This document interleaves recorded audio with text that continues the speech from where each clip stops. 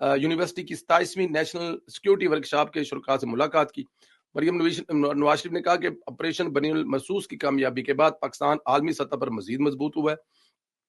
انہوں نے کہا ہے کہ پنجاب میں بڑے پیمانے پر ترقیاتی منصوبے مکمل کیے جا رہے ہیں، مزید اقدامات کیے جا رہے ہیں۔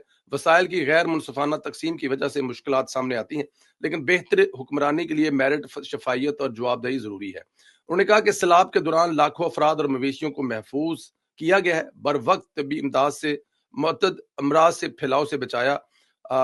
پنجاب میں ماحولیاتی بہتری کے لیے سموگ پلان پر انتھک محنت کی گئی ہے۔ سموک گن سپرے فصلوں کی باقیات کو جلانے، کنٹرول، ڈیجیٹل مانیٹرنگ سے بہتر آئی ہے۔ ایئر کوالٹی مانیٹرنگ فورس اور زگ زیگ ٹیکنالوجی کے باعث بھٹوں سے آلودگی بھی کم ہوئی ہے۔